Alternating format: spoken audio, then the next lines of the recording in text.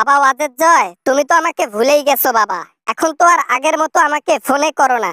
আগে টাকা পয়সা লুটপাট করে বাংলাদেশ থেকে তোমার কাছে পাঠাই দিতাম, তখন তোমার মা অনেক ভালো ছিল না বাবা? এখন ফোন করলি কেন? দেখো মা, তুমি কিন্তু বান্দরামি একটু কম করে করো। বাংলাদেশের সাথে যুদ্ধ লাগার পেছনে কিন্তু তুমি একজন বড় সন্ত্রাসী। আমি মনে করি তুমি পিছনে বাস দেওয়ার চেষ্টা করতেছো, নিজেই পরে দেখো আবার বাস না খেও। যতদিন আমি বেঁচে আছি ততদিন বাংলাদেশের জন্য ষড়যন্ত্র করেই যাব। আমি চিন্ময় দাসকে টাকা খাইয়ে ধর্মকে লড়াই লাগিয়ে দিয়ে এখন এখানে বসে তামসা দেখছিলাম। ভাবছিলাম হিন্দুরা জয়লাভ করবে ইন্ডিয়াকে দিয়ে, সেটা কই হলো? হয়েছে, স্বাধীন রাষ্ট্রের মধ্যে যুদ্ধ লাগানো অত সহজ কাজ না। যদি সহজ হইতো, ইন্ডিয়া বাংলাদেশকে অনেক আগেই একেবারে দখলে নিয়ে ফেলতো। এখন আর এগুলা করিও না, বুঝছো? এত মাগিগিরি করে তোমার কোনো লাভ হবে না মা, বুঝছো? টাকা পয়সা দিলে আমি খুবই ভালো ছিলাম, তাই না? এখন টাকা পয়সা দেওয়া বন্ধ করছি, বাংলাদেশের মানুষের কাছে টাকা চুরি করে তোর কাছে পাঠাইতাম, তখন তোর মা অনেক ভালো ছিল। এখন খারাপ হয়ে গেছি, তাই না? হ্যাঁ, এখন মাগি বলিস? যে মা পরপুরুষের সাথে শোয় তাকে আর কি বলবো, বলার তো ভাষা নাই। এজন্য এটা বলছি, খারাপ তো কিছু বলি নাই। যদি মিথ্যা বলতাম তাও না কথা ছিল। 2 মাস তুমি মুদির কাছে ছিলা, আমি কেমনে বুঝবো যে তুমি মুদির সাথে শো নাই? আমি যার কাছে ইচ্ছা তার কাছে শুইব। ক্ষমতার জন্য, টাকার জন্য আমি যেখানে সেখানে শুইব, তাতে তোকে বলার কিছু রাখতে হবে না, তোকে বলতেও হবে না কিছু। তুই আমার লাইফ নিয়ে ইন্টারফেয়ার করবি না, ব্যাস। ফোন রাখতো তুই। আমি এরকম ঝগড়া করতে ফোন করি নাই, বিশেষ দরকারে ফোন করছি। আমার 100 মিলিয়ন টাকা লাগবে, যেমনে হোক আমার অ্যাকাউন্টে পাঠাই দাও। আগের মতো টাকা পাঠাও না, মাথা আমার নষ্ট। এখন যেমনে হোক টাকা ম্যানেজ করে আমাকে পাঠাই দাও তাড়াতাড়ি। আই এম সরি বাবা, আমি সেটা করতে পারবো না। আমার এখন আগের মতো ক্ষমতাও নাই, আগের মতো উন্নয়নের নামে চুরিও করতে পারি না, তাই টাকাও আমার কাছে নাই। এ টাকা আমি তোকে দিতে পারবো না, ঠিক আছে? ভালো থাকিস, আর ফোন করিস না। কেন ফোন করব না? আমি তোমার ছেলে, আমার হক আছে তোমার টাকার প্রতি। তুমি শুধু পুতুলকে দিতে পারো না, তোমার জামাইয়ের পেট তাজা করতে পারো না।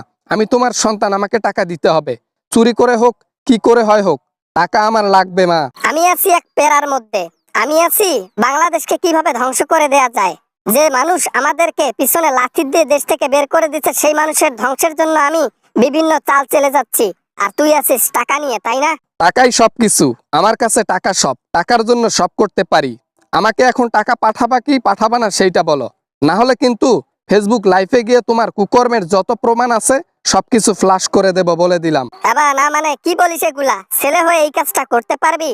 আচ্ছা ঠিক আছে, অ্যাকাউন্ট নাম্বার দে, আমি টাকা পাঠাই দিচ্ছি। তুই আমাকে মারলি, সবকিছু ডকুমেন্ট তোর কাছে, এগুলা বাবা প্রমাণ কখনো ছড়াছড়ি করিস না, বলে দিলাম। এই তো আম্মু লাইনে আইছো, এখন লাইনে থাইকো, সমস্যা নাই। অ্যাকাউন্ট নাম্বার লেখো 0999666699443399 ঠিক আছে? এই অ্যাকাউন্টে তুমি 100 মিলিয়ন টাকা তাড়াতাড়ি পাঠাই দাও।